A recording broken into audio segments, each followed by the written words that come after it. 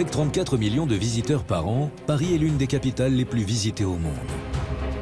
43 800 hommes et femmes de la préfecture de police de Paris s'engagent au quotidien pour assurer la sécurité des touristes et des Parisiens qui chaque jour déambulent dans la capitale. Ils le suivent dans les couloirs, le deuxième prend le téléphone dans la poche et se retourne pour prendre la fuite. La sécurité dans les transports est primordiale. On a des centaines et des centaines de caméras qui permettent d'avoir cette vision très précise. Les attentats de novembre 2015 ont changé à jamais les méthodes d'intervention de la police nationale. Dans le terrorisme, c'est la rapidité qui compte. La capitale dispose d'un lieu unique pour le traitement des appels d'urgence. Urgence, pompier, j'écoute. Une minute, il n'y a pas de massage cardiaque, c'est 10% de chance de survie en moins.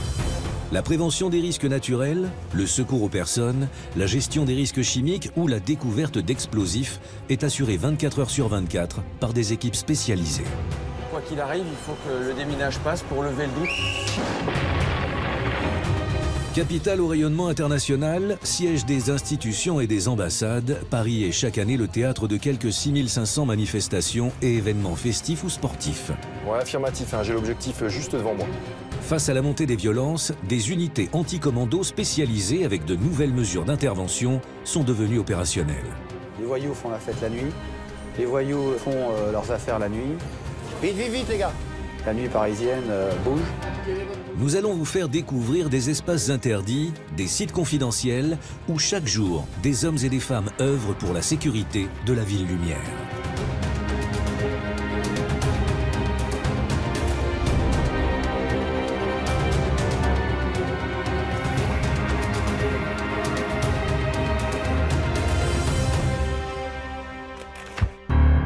Avec 2 200 000 habitants, Paris est l'une des capitales les plus visitées au monde. Paris occupe également une place prépondérante dans le milieu de la mode, du luxe et de la finance. Avec une fréquentation touristique en hausse, la densité de ces réseaux de transport en fait un point de convergence pour les déplacements nationaux et internationaux. La capitale possède un dispositif de secours et de sécurité avec des unités opérationnelles 24 heures sur 24 et 7 jours sur 7, quels que soient les risques. Un défi pour tenir à distance les menaces qui planent au-dessus des grandes capitales de la planète. Les enjeux de sécurité au sens le plus large du terme, la sécurité du quotidien, la prévention, la lutte contre le risque terroriste, la protection de nos grandes institutions, la gestion des grands événements de voie publique, ne l'oublions pas non plus, l'organisation des secours. Et ça à l'échelle de Paris, intramuros, à l'échelle aussi de Paris, de la petite couronne, près de 7 millions d'habitants, et pour le préfet de zone que je suis, à l'échelle aussi de la région d'Île-de-France. Pour assurer la sécurité du public, la préfecture de police de Paris dispose de plusieurs salles de contrôle. Opérationnelle de jour comme de nuit, celle de la DESPAP surveille au quotidien Paris et les départements sous sa responsabilité.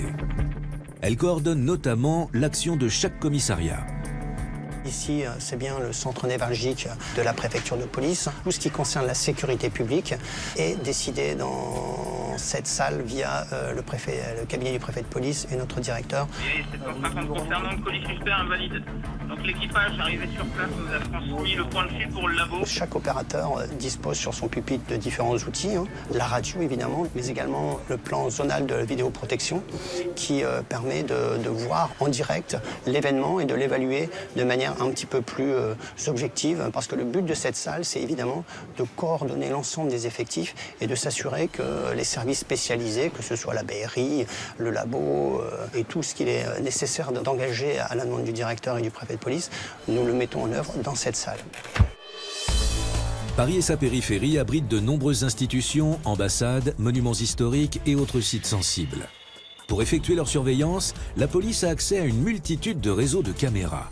Certains policiers habilités peuvent d'un simple clic accéder aux images de 50 000 caméras installées par la SNCF et la RATP dans les transports urbains, bus, métro et RER. Mais aussi à toutes celles des sociétés privées qui ont passé des conventions pour mettre leurs caméras à disposition de l'État. 400 km de fibre optique relient ce réseau tentaculaire pour alimenter 55 services de police dans la capitale ou sa périphérie. Les 19 commissariats d'arrondissement ont ainsi accès à ce réseau tentaculaire pour les besoins d'un service d'ordre, d'une filature ou pour mettre sous surveillance un secteur à risque. Chaque commissariat dispose d'une BAC, une brigade anticriminalité, en lien direct avec leur PC prête à intervenir. Ouais, sortie de BAC 10 Charlie. C'est en patrouille que les policiers luttent contre toutes les formes de petite et de moyenne délinquance. Grâce à une très bonne connaissance du terrain, ils traquent les infractions sur la voie publique, mais aussi les flagrants délits afin de pouvoir interpeller les délinquants. Planques, filatures, interpellations sont leur quotidien. Chaque commissariat a une BAC civile. Alors en fonction de l'importance de l'arrondissement, 1, 2, 3 ou 4 véhicules qui sont spécialisés dans la recherche du flagrant délit. Ils ont une zone d'activité qui est leur arrondissement. Et au sein de l'arrondissement, il y a des secteurs privilégiés avec certaines données de délinquance sur lesquelles il faut agir, ou des petits problèmes de trafic de stupes avec un impact soit en économie souterraine, soit avec un impact de tranquillité publique qu'il faut gérer. Et c'est le commissaire du commissariat d'arrondissement qui leur donne les missions et les objectifs, et ils travaillent sur ces axes-là. On est sur un secteur où ça bouge pas mal, donc voilà. Vous avez les appels qui tombent, et vous avez aussi le coup d'œil, quoi. Ce qu'on appelle le coup d'œil. Ouais, attends, on va regarder. Là, ils remontent, regarde, ils sont en sunshine. Je pense que j'ai un flag qui a dû se commettre, là.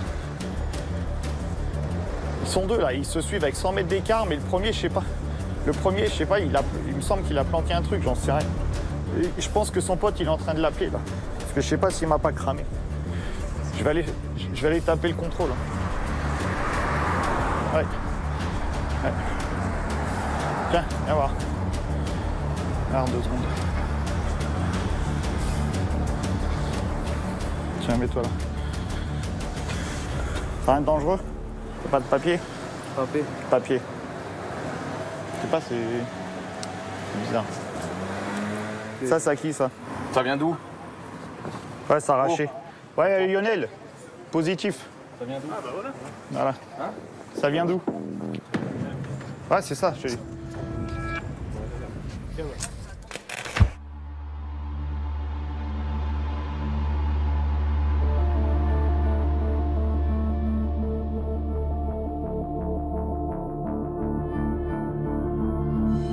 Paris, la ville qui ne dort jamais. À la tombée de la nuit, c'est une deuxième vie qui commence dans la capitale, une vie mouvementée où tout peut arriver. Le quartier de la Défense, plus grand pôle économique d'Europe, avec plus de 3000 entreprises et 180 000 personnes qui y travaillent chaque jour, est sous surveillance, comme les quartiers à risque où la délinquance est connue.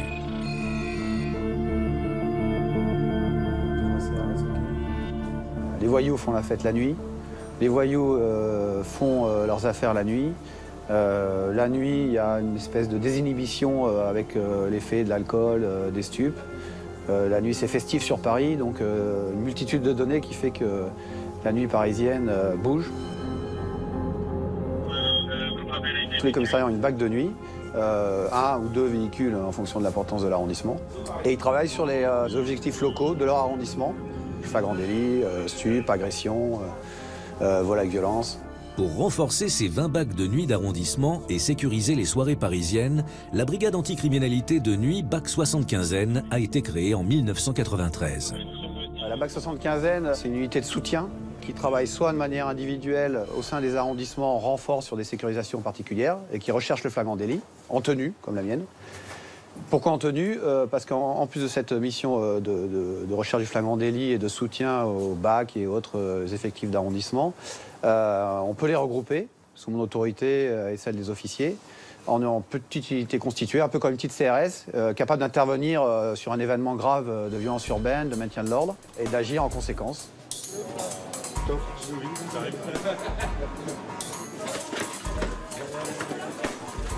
Vite, les gars. Les policiers de terrain qui composent cette unité sont tous spécialisés dans les interventions en milieu sensible avec une formation et un entraînement spécifique.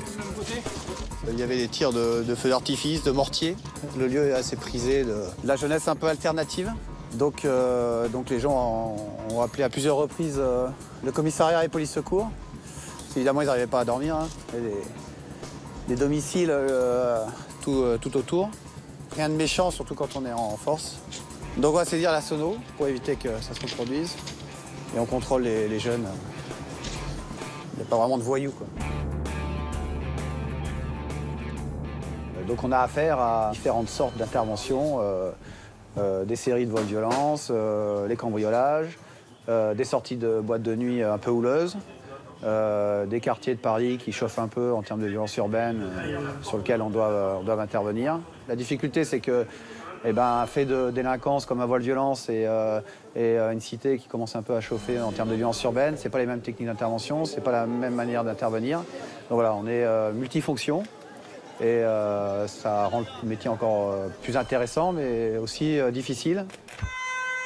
13 novembre 2015, des attaques avec une série de fusillades et des commandos suicides sont perpétrées dans la soirée à Paris et dans sa périphérie. Les forces de l'ordre sont surprises par la rapidité et la simultanéité de ces attentats. Pas équipés pour répondre aux tirs de fusil d'assaut, les brigades anticriminalité doivent attendre l'arrivée des équipes d'intervention. Le bilan officiel des victimes fera état de 130 morts. Ces attentats sont les plus meurtriers perpétrés en France. Au vu de l'expérience que l'unité d'ailleurs a vécue, puisqu'elle est intervenue en première ligne sur le Bataclan, et face à une attaque aussi soudaine qu'imprévue et brutale, on a déjà eu d'importantes avancées en termes de matériel, puisqu'on nous a équipés en protection balistique, c'est-à-dire un bouclier balistique qui résiste aux balles tirées par des fusils d'assaut, pour résumer. On a également eu des casques balistiques et un fusil d'assaut, le G36, qui permettait d'avoir une réponse à la hauteur de l'armement des terroristes.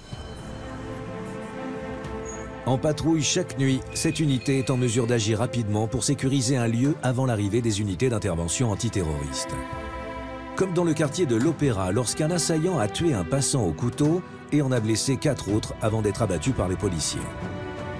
Toujours en mouvement, cette unité est en première ligne lors des différents événements qui marquent les nuits parisiennes. On fait des simulations avec les pompiers. La BRI nous a apporté son savoir-faire et nous forme régulièrement encore. Donc matériel plus formation, effectivement, nous a fait grandement évoluer pour avoir une riposte encore plus adaptée et plus efficace. Les BAT de nuit sont désormais équipés et préparés au risque majeur d'intervenir les premiers. Leur mobilité et leur faculté à se regrouper leur permettent de figer la situation avant l'arrivée des unités spécialisées comme la BRI ou le RAID.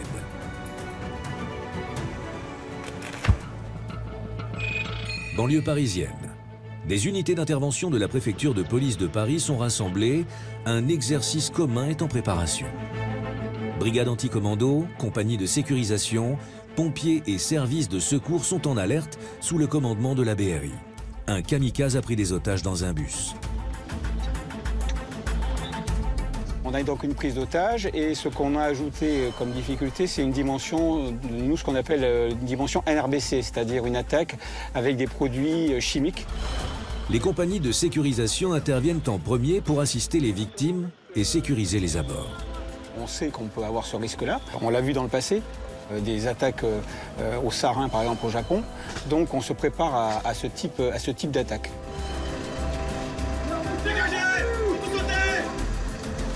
Il y a beaucoup de services qui sont équipés dans ce type de protection, mais la BRI a travaillé plus spécialement sur cet aspect-là. On a pu voir d'abord la compagnie de sécurisation qui est intervenue, et ensuite, à partir du moment où le risque a été détecté, on laisse la place aux services spécialisés, et ces services-là se mettent en appui pour nous aider. Donc la BRI devient, je dirais, la pierre angulaire d'un dispositif d'intervention où le chef de la BRI ou son adjoint, s'il n'est pas là, dirige l'intervention en elle-même. La priorité, je dirais, des missions, c'est de sauver les otages, de récupérer les victimes, et bien évidemment de neutraliser les terroristes.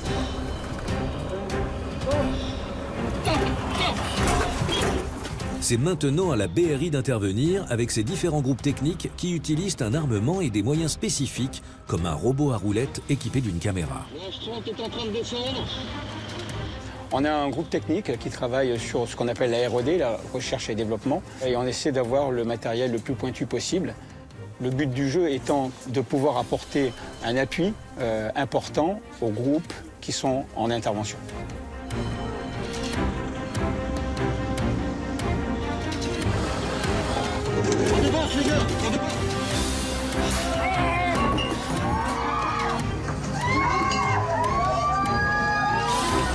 La BRI, dans sa formation anti-commando, est l'unité parisienne de contre-terrorisme. À ce titre, ses personnels se forment en continu à des interventions pointues, mettant en œuvre un niveau particulièrement élevé de compétences, tant d'un point de vue opérationnel que technique, avec emploi de drones et l'utilisation d'armements spécialisés.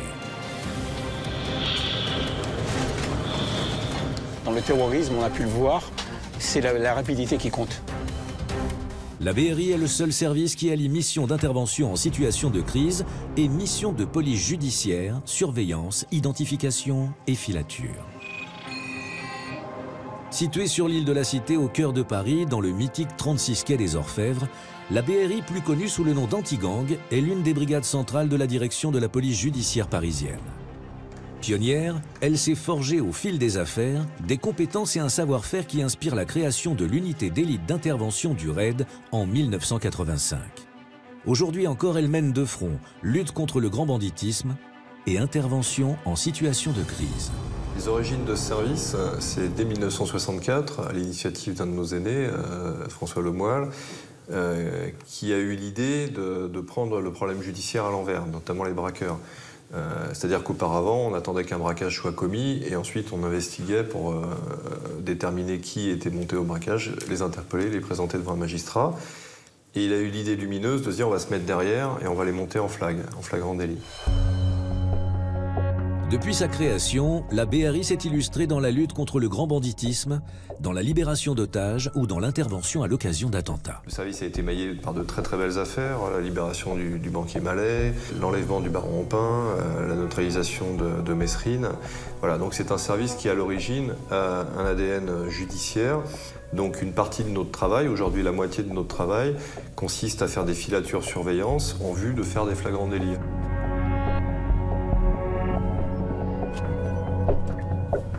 La BRI depuis 2015 est vue sous l'image du policier casqué, cagoulé, avec un fusil d'assaut et qui va résoudre des situations de prise d'otage à caractère terroriste. Mais l'ADN de la BRI, c'est pas du tout ça. La BRI, c'est la brigade de recherche et d'intervention. Donc là, on est dans la phase recherche, dans la partie anti-gang, qui est quand même la partie la plus... qui est l'ADN de notre service et qui, pour ma part, est la partie qui m'intéresse le plus. Ce pourquoi je suis venu à la brigade. Moi, je suis sous le tunnel. Si jamais ça prend le tunnel, ça sera face à moi. Et on essaye de couvrir les axes. Ouais, je suis pas la moto, je vais mettre pas très loin des piétons en cas où. Ouais, c'est suivi. Ouais, là, pour l'instant, on est dans la phase d'attente qui peut se déclencher dans 30 secondes. Comme si ça se trouve, à la fermeture du centre commercial, on sera encore là. On n'a pas de service de renseignement, de service de filature surveillance, de service d'intervention, tout est transversal. C'est-à-dire qu'on a des groupes de recherche et d'intervention qui, comme leur nom le porte bien, passent leur temps à rechercher de l'information, à rechercher des malfaiteurs, à les surveiller et à intervenir dans le cadre de procédures judiciaires en flagrant délit, c'est-à-dire juste avant ou juste après la commission d'une infraction ou de l'intervention stricto sensu. J'ai la cible devant moi, là, qui est devant l'entrée au Beaugrenelle. Il est au niveau de la tente rouge, je l'ai aperçu. Je vais te confirmer, parce que j'ai un bus là qui va partir, je vais te confirmer. Donc là, on a de la chance, parce que je l'ai entreaperçu, le gars. Alors c'est pareil, c'est que des fois, on a... C'est aussi ça, c'est accepter d'entreapercevoir les choses et de ne pas spécialement les voir. Pour l'instant, donc je confirme, c'est bien notre objectif. Voilà. C'est bien notre objectif. Ah ouais, je le vois, je le vois. On va monter à bord d'un véhicule noir, direction la Seine, direction la Seine.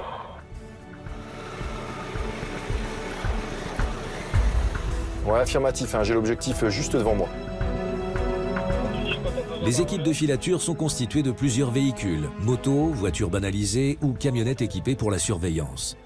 Leur principale difficulté, ne pas se faire repérer. Tout droit pour le moment, relais Brice. C'est un sport difficile, on a beaucoup de déperditions. En moyenne, 9 dossiers sur 10 n'aboutissent pas, parce que c'est difficile. Il faut que les malfaiteurs aillent au bout de leur projet. Il faut ne pas se faire, dans notre jargon, détroncher, donc ils nous voient.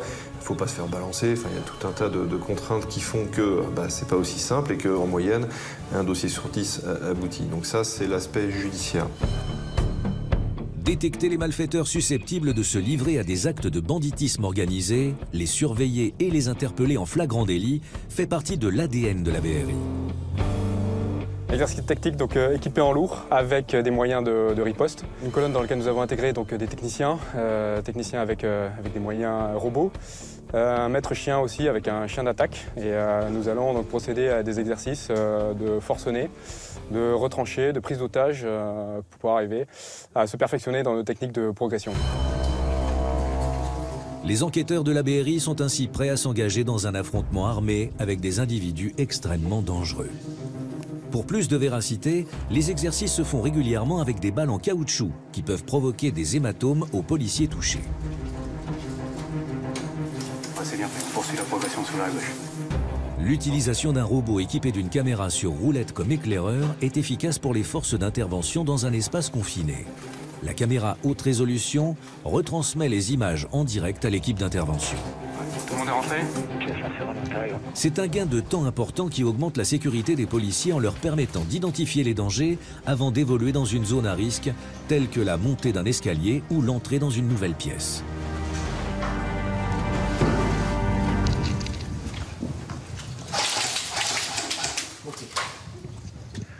Tango, tire. Parti à droite. Ok, en riposte, on se protège. On va envoyer le chien et pénétrer à l'issue. On envoie le chien en pénétrer. Une fois l'agresseur repéré, le chien d'attaque est dirigé grâce à un laser qui lui indique la pièce où est retranché l'assaillant. Fort d'une centaine d'hommes, la BRI peut compter sur un renfort de 350 policiers spécialisés dans sa configuration anti-commando. Individu à neutraliser, interpellé. Paris abrite de nombreuses institutions, ambassades, monuments historiques et autres sites sensibles. Elles sont chaque année le théâtre de plusieurs milliers de manifestations et d'événements festifs ou sportifs.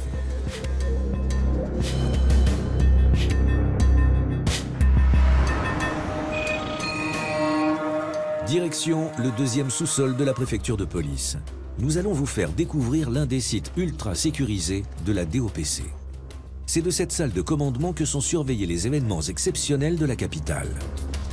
Une multitude d'écrans reliés aux caméras de la préfecture, mais aussi à celles de la RATP ou encore de la SNCF, permet de coordonner les différentes unités en opération sur la voie publique. 36 boulevard Beaumarchais, mais ils sont partis. Pays 504 de cité, 504.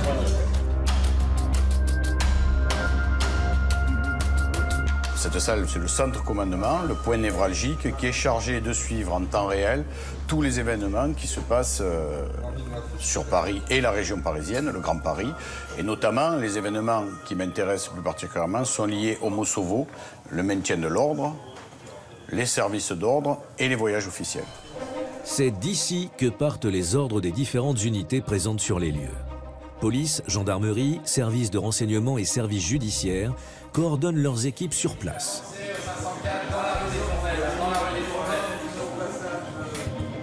La manifestation a été préparée en amont et c'est géré par la personne qui l'a préparée, donc qui a fait un travail d'état-major avant, qui l'a préparé, qui va le gérer après sur le terrain et qui commande tous les commissaires de police et toutes les unités qui sont à disposition sur le terrain. De la simple revendication d'une dizaine de personnes aux manifestations de masse, c'est plus de 2500 regroupements par an que la DOPC doit encadrer. Les forces opérant sur le terrain doivent être prêtes à intervenir à tout moment. Vous avez la cartographie qui est suivie en temps réel avec le positionnement des forces, le positionnement des manifestants, l'évolution. Les caméras qui suivent en temps réel aussi les événements. Après aussi, on a des caméras que l'on peut déplacer. Donc on a les moyens qui sont bien à disposition, qui sont centralisés ici pour qu'on puisse mieux appréhender le problème et l'évolution de la manifestation et essayer de la prendre en compte le mieux possible. Ça y est, ça rentre dedans, ça reflue. Là, ça lance un projectile dans leur dos. Ouais. La mission finale, c'est de permettre la liberté de manifestation dans les meilleures conditions, c'est-à-dire tout en assurant la sécurité des biens et des personnes d'une ville, d'une agglomération comme Paris, qui est le siège des institutions. Donc avec des particularités et des difficultés et une sensibilité particulière. Rompues à toutes les techniques de maintien de l'ordre, les compagnies d'intervention encadrent avec maîtrise tout type de manifestation. Autant d'impératifs que doit concilier la direction de l'ordre public et de la circulation pour assurer un partage harmonieux de l'espace public avec plus de 7500 événements, dont certains présentent des risques majeurs. Aucun véhicule ne rentre, hormis ceux du PSG qui ont le logo navette. Et dès que le gros flux est sorti, on se remet en position pour éviter que les gens reviennent vers la présidentielle. Ce que je ne veux pas, c'est qu'on ait le retour de ces tribunes sur la présidentielle. Si vous voulez bien, on met en place rapidement.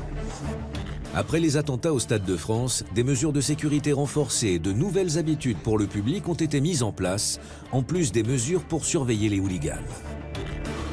Le PC est armé par des gens de ma direction, la DOPC, la direction de l'ordre public de la circulation, avec un correspondant de circulation. Nous avons en plus des forces de la réserve nationale. Vous voyez passer actuellement des CRS qui prennent position autour du stade, qui sont commandés par un GOCRS sous l'autorité civile d'un commissaire de police. Par secteur, nous mettons un commissaire de police à la tête d'une ou deux ou trois unités. Donc tout ça est armé depuis le PC.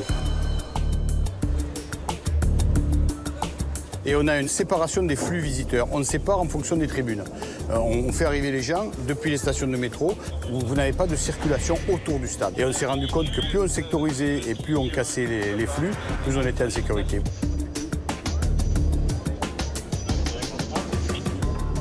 La zone qui est dans votre dos, c'est la zone d'arrivée des VIP et des bus de joueurs, donc zone sensible qui est encore plus contrôlée. Ne rentrent sur cette esplanade que des véhicules qui ont été contrôlés. Le dispositif mis en place est exceptionnel, aussi bien pour la sécurité des spectateurs que celle des joueurs.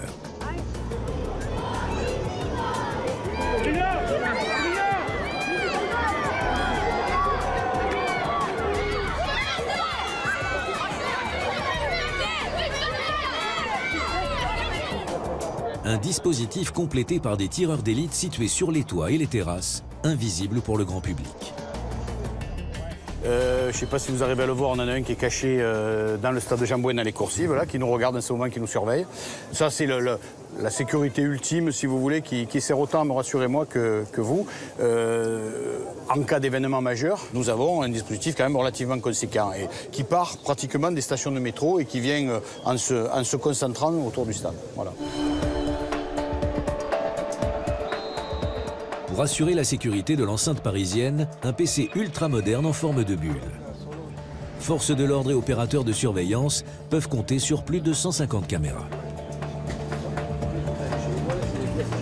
Ici, c'est un PC à commandement unique qui regroupe toutes les unités et toutes les entités qui travaillent sur le dispositif sécurité. Vous avez d'abord la partie sécurité privée, c'est-à-dire le PSG, avec la gestion caméra, la gestion par les opérateurs et par le coordonnateur, la gestion de toutes les équipes de sécurité, les agents d'accueil, la palpation, les équipes d'inter en tribune, les équipes pelouse que vous avez. C'est 800 agents de sécurité sur un match en moyenne. Sur un match à peu près normal, c'est quand même assez conséquent. C'est géré depuis cette partie. Sur l'autre côté, vous avez la partie police avec tous les participants police, la garde républicaine qui assure des patrouilles à cheval, le correspondant CRS qui assure la coordination des unités mises à notre disposition, l'opérateur caméra, le chef de salle, le correspondant circulation.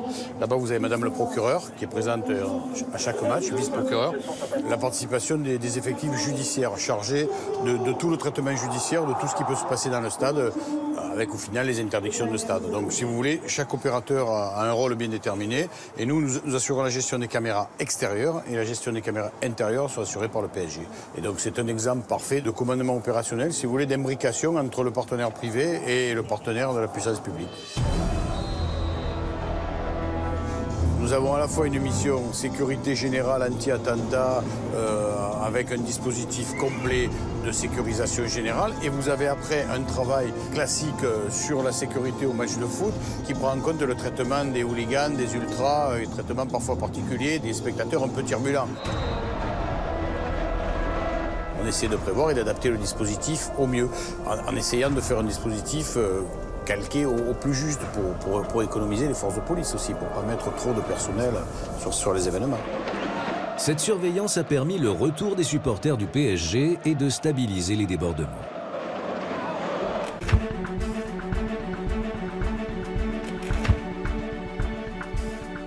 Paris est le premier port touristique mondial avec plus de 8 millions de passagers par an. Quai Saint-Bernard, QG de la Brigade fluviale, l'unique commissariat flottant de France.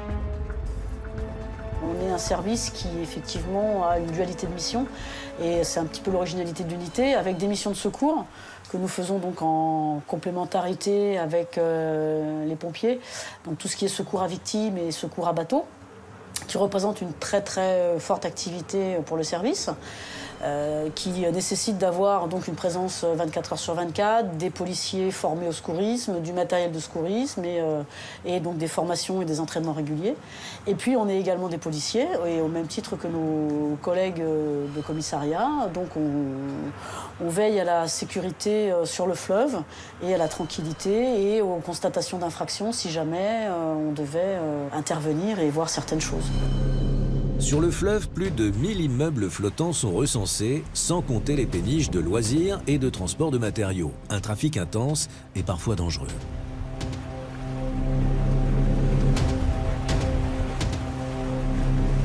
Le premier danger, c'est quand il y a beaucoup de navigation, il y a beaucoup de bateaux qui se croisent et qui peuvent éventuellement se heurter ou heurter les ouvrages d'art, les ponts.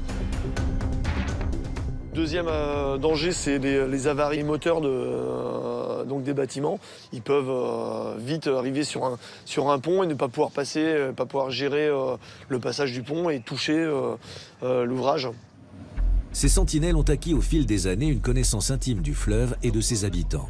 Dans la capitale, on recense plus de 400 péniches qu'il faut surveiller. C'est un bras qui n'est pas ouvert à la navigation et donc il y a beaucoup de bateaux logements qui attirent donc des cambrioleurs hein, comme avec tous les logements.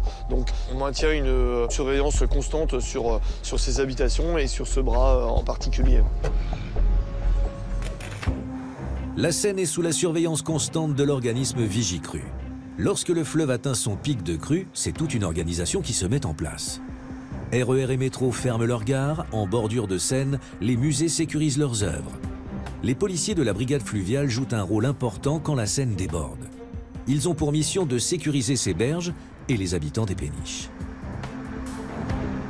On a connu en juin 2016 une crue qui n'avait pas eu lieu depuis plus de 30 ans, où il y a eu une montée très rapide des eaux et une descente tout aussi rapide. Donc là, on a dû devoir gérer en urgence tout un linéaire de bateaux amarrés et de bateaux qui pouvaient être en difficulté. Donc là, il y a eu énormément de travail. Cette année, il y a également eu une crue, mais qui a été beaucoup plus progressive, qui a permis d'alerter les gens, de passer des messages de prévention aux différents usagers de l'eau pour qu'eux anticipent leur bonne réaction et anticipent la préservation de leurs installations.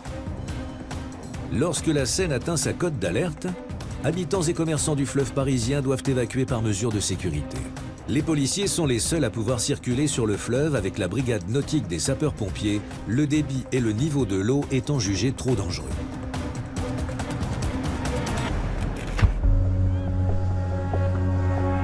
L'été, le soir venu, les quais s'animent dans de nouveaux lieux de fête et de détente.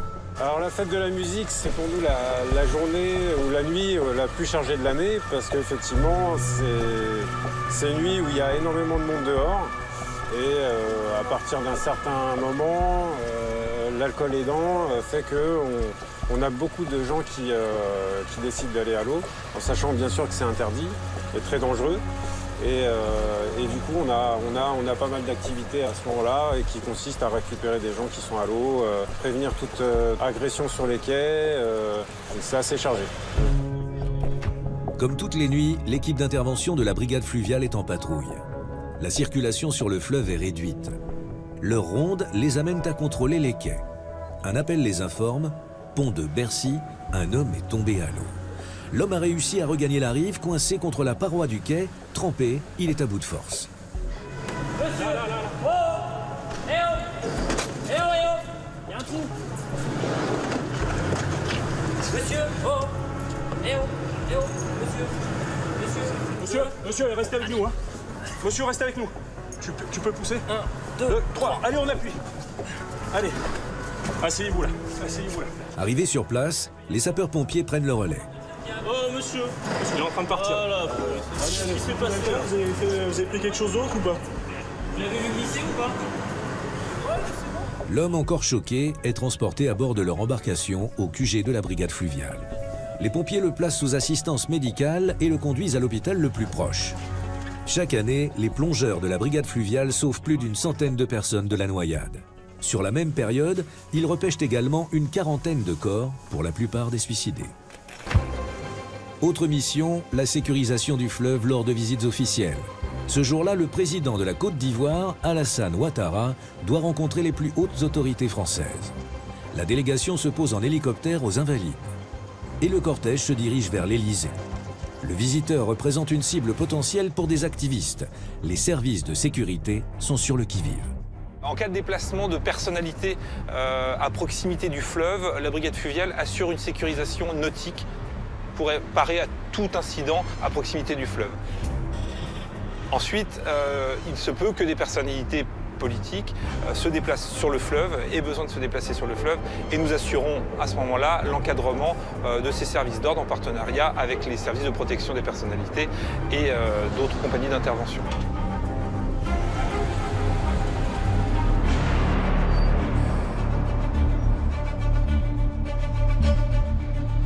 Nous disposons d'une cellule judiciaire avec des officiers de police judiciaire et nous sommes compétents particulièrement et nous avons le suivi des dossiers pour tout ce qui concerne la réglementation fluviale. Vous allez avoir une pollution, vous allez avoir un accident de bateau par exemple. Nos enquêteurs vont complètement mener l'enquête et proposer des conclusions au parquet. Enfin voilà, on est sur une enquête complète. Par contre, dès qu'on est sur du droit commun, effectivement, on travaille en collaboration avec les services de police et de gendarmerie locale qui assurent la continuité de l'enquête si jamais on devait constater une infraction de droit commun, éventuellement sur l'eau par exemple. Pour effectuer leur mission, des entraînements réguliers sont nécessaires. La visibilité dans la Seine n'est que de quelques centimètres par endroit. On va pouvoir intervenir à la demande des services de police. Mais si jamais il devait y avoir, par exemple, une recherche d'objets de délit ou d'armes ayant servi à la commission d'une infraction, le service enquêteur nous demande une recherche subaquatique, nous détermine la zone de recherche et effectivement, ensuite, on met en place différents moyens de prospection qui peuvent durer parfois plusieurs jours pour rechercher du petit couteau qui a servi dans un homicide, au coffre-fort qui a pu être jeté par les voleurs. Voilà. On est à la disposition des services enquêteurs pour toutes leurs demandes, dans la mesure où elles sont réalisables techniquement pour nous. La brigade fluviale est équipée d'un sonar permettant des recherches plus approfondies en milieu subaquatique. Cet appareil facilite la recherche d'épaves, d'objets, voire de corps, sur de vastes aires immergées. Il a permis de cartographier une partie de la Seine où reposent plusieurs véhicules qui ne représentent pas de danger pour la navigation. Et en cas de crue, il épaule les plongeurs quand la visibilité est nulle.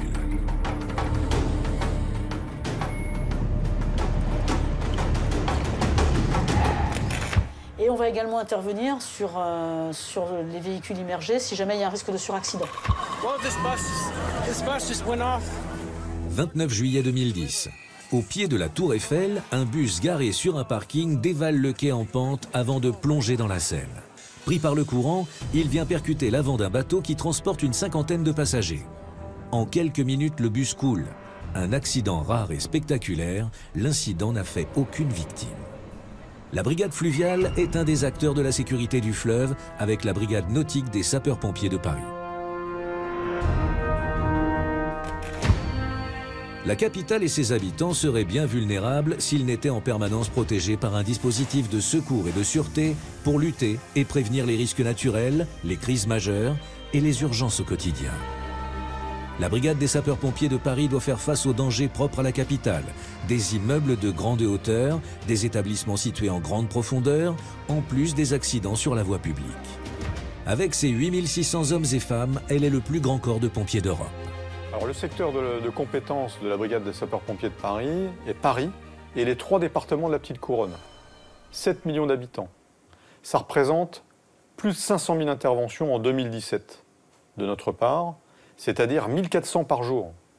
Sur les 500 000 interventions, 400 000 environ concernent le secours à personne, alors que les feux concernent 14 000 départs par an.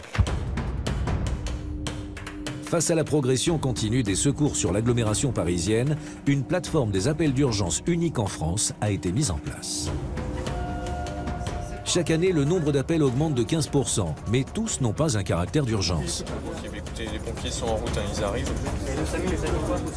Il y a encore de la fumée là où vous êtes ou pas? Mais dans la forêt, c'est parti. Alors ici, nous nous trouvons à l'état-major des sapeurs-pompiers de Paris, et plus particulièrement au sein du centre opérationnel. Alors, les appels 17, 18 et 112 sont regroupés et sont réceptionnés effectivement au sein de la plateforme des appels d'urgence, avec une première phase destinée à qualifier l'appel et à lui attribuer un degré d'urgence, et une deuxième phase qui permet de discriminer précisément la nature de la détresse, la nature de la situation qui est reportée par le requérant. La mutualisation pompiers-police dans un même lieu physique est l'une des forces de la plateforme. Lorsque les appels ont été donc préqualifiés et filtrés afin d'être orientés vers le bon métier, ils sont réceptionnés une deuxième fois dans la salle de traitement des appels cette fois-ci. Et dans cette salle, c'est celle dans laquelle nous nous trouvons, sont colocalisés des sapeurs-pompiers et des policiers dont le métier est de qualifier très précisément la situation décrite par le requérant de manière à apporter la réponse la plus cohérente et la plus adaptée à la situation. Il a quoi? C'est ça? La proximité de policiers et de sapeurs-pompiers qui traitent des appels d'urgence qui, généralement, par un canal différent, mais décrivent la même situation, nous permettent de nous enrichir les uns et les autres du partage de l'information. Chaque opérateur a accès au réseau de caméras de surveillance de la préfecture de police. Ils peuvent ainsi vérifier l'ampleur de la situation et organiser les secours en conséquence. On a tous décalé, on a une grande expérience de terrain et sans cette expérience de terrain, on ne peut pas venir ici au centre opérationnel. Quelqu'un qui rentre chez nous à la brigade des pompiers de Paris, il ne peut pas venir ici au centre opérationnel commencer à prendre des appels. Oui, urgence pompier, j'écoute. C'est à quelle adresse, madame? C'est à quel étage là que vous voyez la fumée qui sort? D'accord. Vous savez qui habite dans cet appartement? D'accord, vous restez bien chez vous, les pompiers vont venir vous chercher. Nous, on doit envoyer les secours le plus rapidement possible, bien évidemment. En 2 minutes, on sait déjà l'adresse, précisément ce qui se passe. Et derrière, nous, on va envoyer les engins adaptés à ce qui se passe. Donc nous, on a un rôle aussi très important, c'est qu'avant que les pompiers arrivent avec les camions, nous, on est souvent là, justement, pour faire les premiers secours sans être sur place. Et la difficulté, elle est là. Sur les incendies, quand les gens nous appellent, ils ont souvent tendance à vouloir soit sauter par les fenêtres parce qu'ils ont peur de mourir ou sortir dans leur cage d'escalier. Et c'est justement l'erreur à ne pas faire puisque la plupart des morts qu'on retrouve des fois sur intervention, c'est parce qu'ils sont sortis justement de chez eux, ils sont passés par la cage d'escalier, ils ont inhalé beaucoup de fumée. La difficulté, elle est là, c'est vraiment de prendre en compte l'intervention en soi, envoyer les secours rapidement, mais aussi sécuriser les gens au maximum, donc que ça soit sur un incendie, mais aussi sur un accident de la voie publique. Notamment aussi sur les massages cardiaques. On effectue des massages cardiaques par téléphone. Il faut savoir que 1 minute où le cœur n'est pas, il n'y a pas de massage cardiaque, quand il y a un arrêt cardiaque, c'est 10% de chance de survie en moins. D'accord. Est-ce qu'elle respire? La petite fille, est-ce qu'elle convulse toujours là? D'accord. Est-ce qu'elle ouvre les yeux? Vous quittez pas, je vais en parler au médecin aussi en attendant, d'accord? Vous restez bien en ligne, s'il vous plaît, vous raccrochez pas. Oui, docteur, c'est le 18 au téléphone. Voilà, c'est une petite fille de 3 ans qui a fait des convulsions. Elle a eu de la fièvre ce matin qui était non mesurée. La BSPP, effectivement, a cette particularité de disposer de sa propre coordination médicale. Donc c'est une singularité au niveau national. Nous sommes le seul corps de sapeurs-pompiers en France à disposer de sa propre coordination médicale. La présence de ces médecins nous permet d'aider les opérateurs à faire réaliser les gestes de prompt secours par les requérants dans les cas de situations les plus graves. Nous, on est les pompiers de l'ombre, mais on est là vraiment pour améliorer la survie des gens. C'est qu'on fait les massages cardiaques par téléphone. Et c'est grâce à ça, grâce à nous, grâce aux gens qui font le massage aussi par notre biais, qu'on arrive à sauver des gens sur intervention. Même si les feux représentent une faible part des interventions quotidiennes, ils sont souvent les plus meurtriers.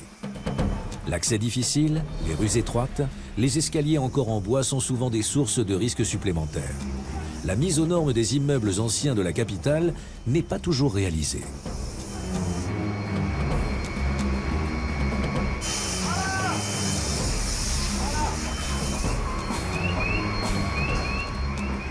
Il y a une différence de développement du feu, du sinistre, dès lors qu'on s'engage dans un immeuble haussmannien, avec des cages d'escalier qui ne sont pas protégées, qui ne sont pas encloisonnées, Alors que le feu va se développer et l'évacuation de la population va pouvoir se faire plus facilement si on se trouve dans un immeuble plus moderne, avec des cages d'escalier encloisonnées, avec un système de prévention établi, un système d'alarme.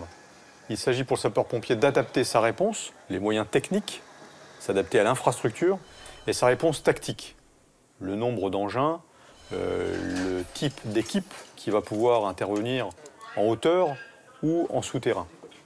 C'est pour cette raison que depuis peu, on étudie et on utilise la robotique pour pouvoir préserver la ressource humaine, engager ce robot qui va nous donner un certain nombre d'informations avant d'engager le pompier qui, lui, va finir à l'extinction. Paris, 5 h du matin. Sur une grande artère de la capitale, un immeuble haussmannien est en flammes. Plus de 200 sapeurs-pompiers sont dépêchés de toutes les casernes. Ils s'attachent en priorité à l'évacuation des habitants avant de s'attaquer au feu. Grâce à leur rapidité, il n'y aura que 7 blessés légers. 2 jours plus tard, les spécialistes feu du laboratoire central de police scientifique de Paris entrent en action. Dépêchés par l'officier de police judiciaire chargé de l'enquête, ils doivent déterminer si l'incendie est criminel ou accidentel. Le laboratoire central de la préfecture de police, c'est la direction d'appui scientifique et technique auprès du préfet de police. Donc nous sommes là pour, dès que l'un des services de la préfecture de police a besoin d'un appui scientifique et technique, apporter ou essayer d'apporter une réponse, soit nous en direct, soit en trouvant des partenaires capables de le faire. Premier objectif pour les enquêteurs, avoir la version des pompiers présents lors du sinistre, essayer de trouver la zone de départ du feu et détecter si des produits inflammables ont été répandus. En cas d'incendie, nous avons une équipe de permanence qui s'appelle la permanence générale, qui peut être appelée soit par la police, soit par les pompiers, en fonction de l'enjeu sur place, pour participer à l'investigation liée à ce feu, et notamment pour comprendre les causes du feu, pour savoir si c'est un feu criminel, un feu accidentel. Si c'est un feu criminel, aider les forces de police à prendre une première direction de leur enquête. Le laboratoire central de la préfecture de police de Paris est unique en France. Chimistes, ingénieurs et informaticiens travaillent sur les enquêtes criminelles de la capitale. Les échantillons récoltés arrivent au laboratoire Expertise Feu. La traque aux produits inflammables commence. Elle pourrait prouver un geste meurtrier. Dans les cendres, même après incendie et intervention des sapeurs-pompiers, on arrive quand même à retrouver des quantités très faibles de produits pour démontrer le caractère criminel de l'incendie.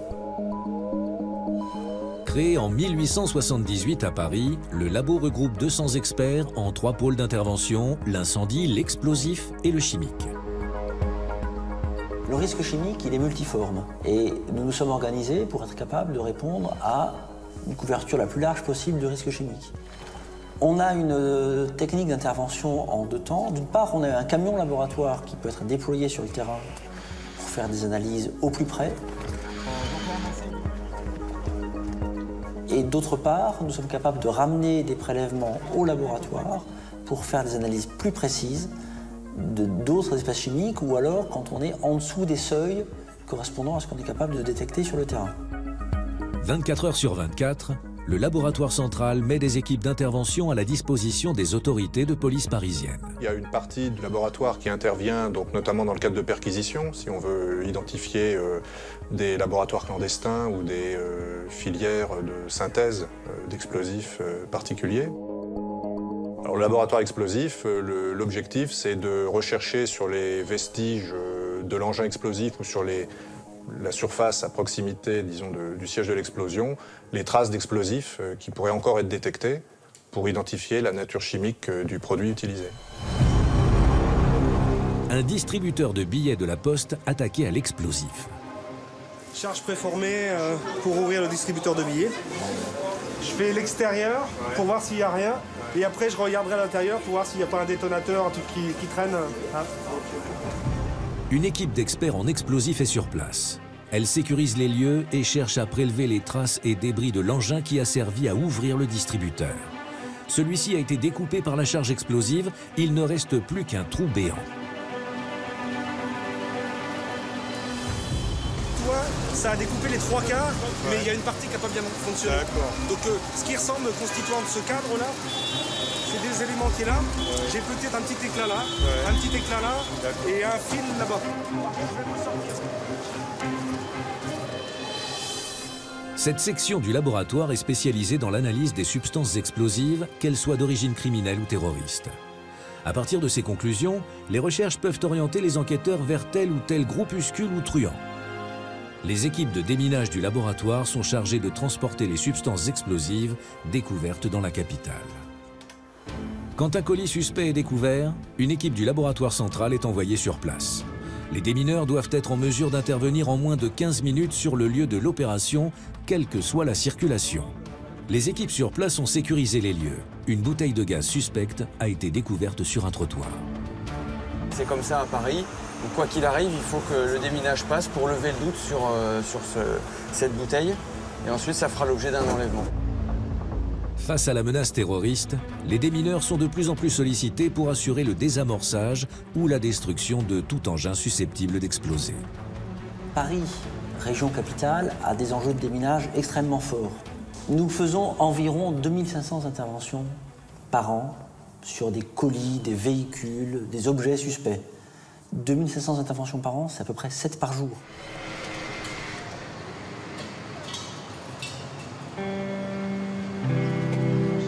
Fausse alerte. Comme souvent, il ne s'agissait pas d'un engin explosif, mais aucun risque ne doit être pris.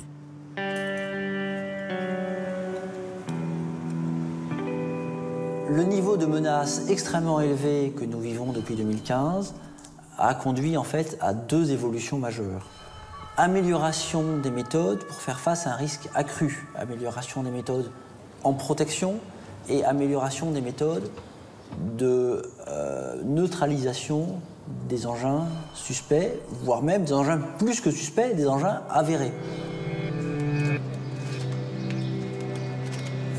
Donc là, on va faire usage d'explosifs en fait pour pouvoir faire une première action sur le colis. Ça va nous permettre à la fois de secouer ce qu'il y a à l'intérieur et de l'ouvrir.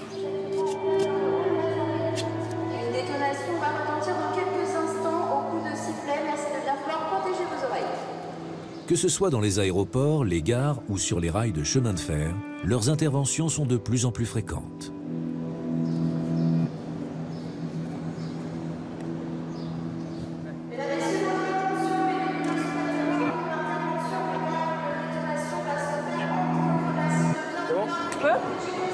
Les comptes à 3, 2, 1.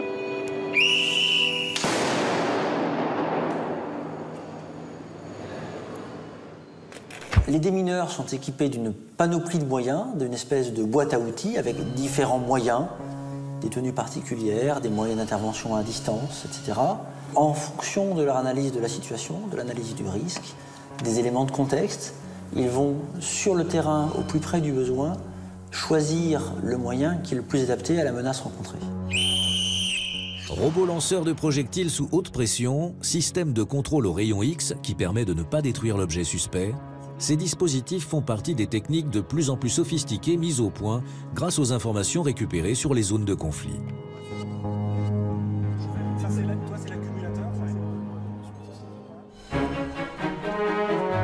Alerte dans une station de métro. À cette heure d'affluence, évacuer une station, c'est bloquer des milliers de voyageurs sur le réseau de transport. Il est important pour les démineurs d'intervenir rapidement sur un colis suspect dans un train ou une rame de métro. Dans Paris, le trafic est tel que tout arrêt a un impact économique et humain. Pour les démineurs, toute minute gagnée est importante.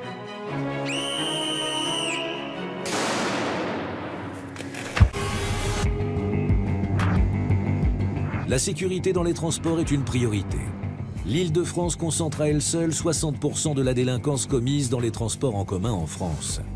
L'enjeu de la sécurité dans la région est d'autant plus crucial que certains chiffres donnent le vertige. Près de 5 milliards de voyages y sont effectués chaque année. Le réseau ferré compte 736 gares. Pour assurer la sécurité des voyageurs, la préfecture de police a mis en place des unités spécialisées. 1300 policiers entièrement voués à la surveillance dans les bus, trains, RER et métros complètent les 2800 agents assermentés de la RATP et de la SNCF. c'est 7 millions d'usagers chaque jour en Île-de-France qui ont droit à la sécurité dans ces transports. C'est pour nous une grande priorité. 34 millions de touristes sont accueillis chaque année en région parisienne. Plus des 3/4 fréquentent le métro, peu méfiants. Ils sont une cible privilégiée des pickpockets. Notre brigade sécurise ce qu'on appelle les réseaux ferrés qui comprennent métro, RER et les Transiliens, mais également ce qu'on appelle le réseau de surface, à savoir les tramways et les bus. Chaque équipe est géolocalisée grâce à un récepteur radio qu'elle transporte. Ainsi, en temps réel, le PC Sécurité connaît la position de toutes ses patrouilles.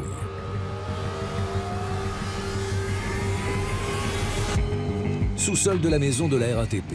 C'est ici que se situe le centre d'information et de commandement opérationnel du service régional de la police des transports de la préfecture de police de Paris. C'est de cette salle ultra sécurisée que les opérateurs traquent les délinquants. Cette salle a pour vocation de traiter les événements qui tiennent à la sécurité des transports sur le périmètre de Paris, de la petite et de la grande couronne. Nous disposons dans cette salle de plusieurs technologies différentes, qui sont principalement des technologies vidéo, qui regroupent à la fois les flux fournis par la préfecture de police pour assurer la sécurité sur la capitale, mais également des caméras partenaires, nos deux principaux partenaires étant les transporteurs RATP et SNCF.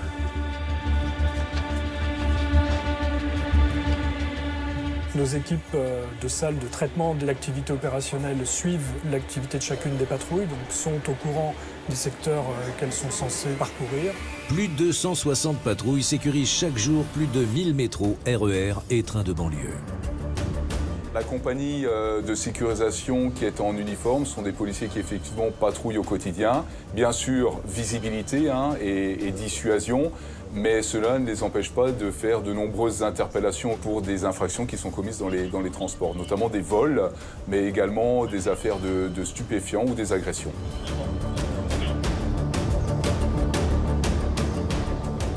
Nous avons une brigade de policiers en civil que nous appelons la BLAST. C'est les brigades de lutte contre les atteintes à la sécurité des transports.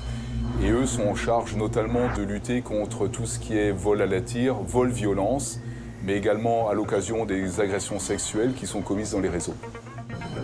Attention à la marche en descendant du train. Please mind the gap between the train and the platform. C'est en civil que les policiers traquent les pickpockets.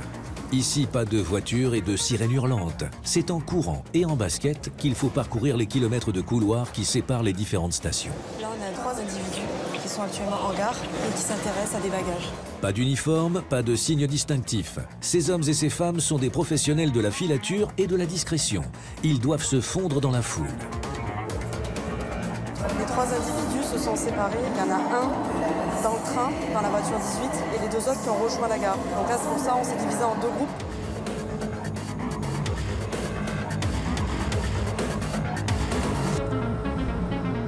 La première équipe vient d'interpeller. J'y vais. L'autre partie du groupe vient de prendre en flagrant délit les 2 jeunes voleurs.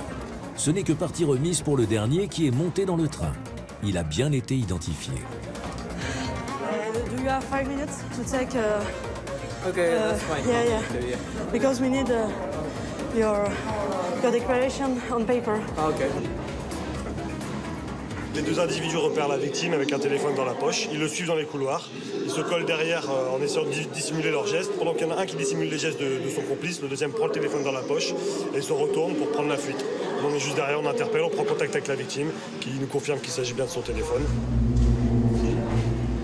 I know, some policemen were there clear casual to go around, looking around, but I didn't know they were around here at this moment, so yeah, I'm happy. L'an dernier, 2130 malfaiteurs ont été arrêtés dans les transports parisiens, soit en flagrant délit par les policiers de la brigade des transports, soit après avoir commis un vol ou une agression, repérés grâce au système de vidéoprotection qui maille le métro et le RER.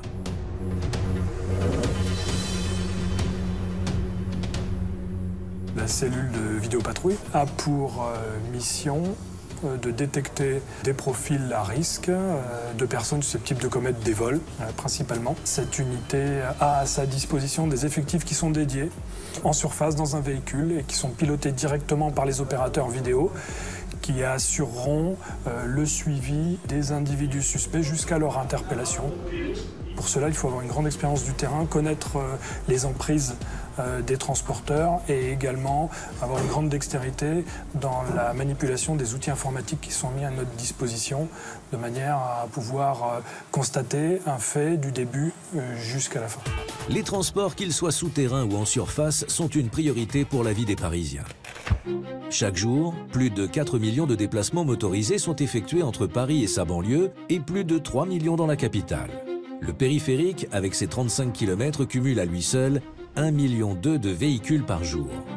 Sous les pavés de l'île de la Cité, la préfecture de police dispose d'une unité chargée de fluidifier la circulation. Elle met en œuvre des plans de gestion quotidienne du trafic sur Paris. C'est l'une des missions les plus essentielles pour maintenir une forme d'entente entre automobilistes, cyclistes et piétons dans les rues parisiennes. Alors vous êtes ici dans la salle d'information et de commandement régional circulation, donc comme son nom le dit très bien déjà, chargé de la régulation de la circulation et aussi de la coordination de tous les plans, plan neige, plan crue, plan pollution et tous les événements à caractère régional. Donc il y a un kit de 39, il y a le 208 qui va venir à votre niveau pour vous renforcer.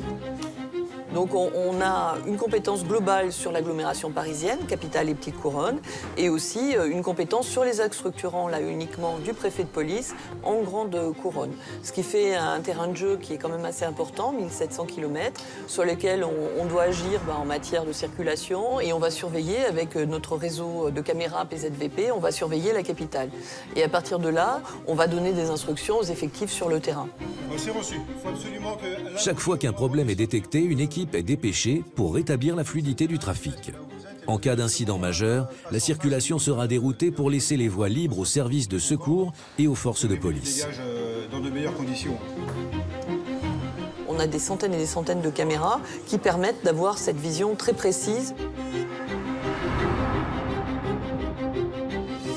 Les effectifs du Centre d'information et de commandement régional circulation utilisent un certain nombre d'outils. Donc vous avez le SURF, qui est un outil de la ville de Paris, et vous avez le Citadin, qui est un outil régional de la DIRIF. Alors le SURF, ça veut dire système urbain de régulation des flux. Et ce système permet de voir quels sont les axes. Bon, vous voyez, là, c'est surtout le boulevard périphérique côté sud. Quels sont les axes donc, qui ont besoin d'une intervention de nos services. Dans une salle adjacente, 48 grands axes parisiens et 8 carrefours sont particulièrement surveillés. Cette unité de vidéo-verbalisation a été créée en fait pour aider à la fluidification de la circulation, car elle est chargée surtout de faire le contrôle des infractions au stationnement et à la circulation dans les voies réservées, c'est-à-dire dans les voies bus.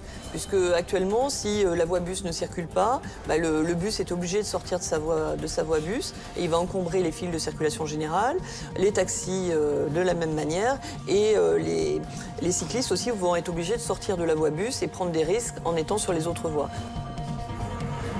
Caractérisé par la densité de ses équipements urbains et de ses réseaux de transport, le bassin économique d'Île-de-France concentre un grand nombre de risques naturels, industriels, technologiques et sanitaires. Pour faire face à ces périls, Paris dispose d'un centre opérationnel de zone de défense qui assure une surveillance permanente sur la capitale et ses 7 départements qui l'entourent. Cette surveillance permet d'anticiper et de coordonner toutes les mesures permettant de protéger Paris d'une crise à l'échelle de ce territoire. La zone de défense de Paris est comme les autres zones de défense, mais évidemment le territoire a une sensibilité particulière, une densité de population sans égale non plus, puisqu'il y a un territoire finalement assez restreint, c'est 12 millions d'habitants qui ont leur activité, leur vie quotidienne, et le préfet de zone, c'est-à-dire le préfet de police, dans la capitale, est en charge de la gestion de ces crises lorsqu'elles se produisent. À chaque fois, c'est la logique zone de défense qui doit fonctionner pour coordonner l'intervention des différents acteurs, les acteurs de la sphère publique, policiers, gendarmes, sapeurs-pompiers, mais également les acteurs privés, les acteurs économiques et bien sûr les collectivités territoriales, au premier rang desquelles les communes. 12 millions d'habitants, 34 millions de touristes, 6500 manifestations, 1600 km de réseau RER, 210 km de métro, 2100 km de route. Il faut rassurer nos concitoyens, rassurer les visiteurs qui viennent à Paris. Pour autant, Paris ne doit pas devenir un bunker, c'est-à-dire qu'il faut qu'il y ait une approche équilibrée, qui soit une approche où la vigilance est de mise, mais sans tomber dans l'hystérie. Pour que Paris reste toujours Paris et que chacun puisse profiter de la liberté de circuler en toute sécurité, des hommes et des femmes assurent une veille permanente pour tenir à distance les menaces toujours plus nombreuses et variées qui planent au-dessus des grandes capitales.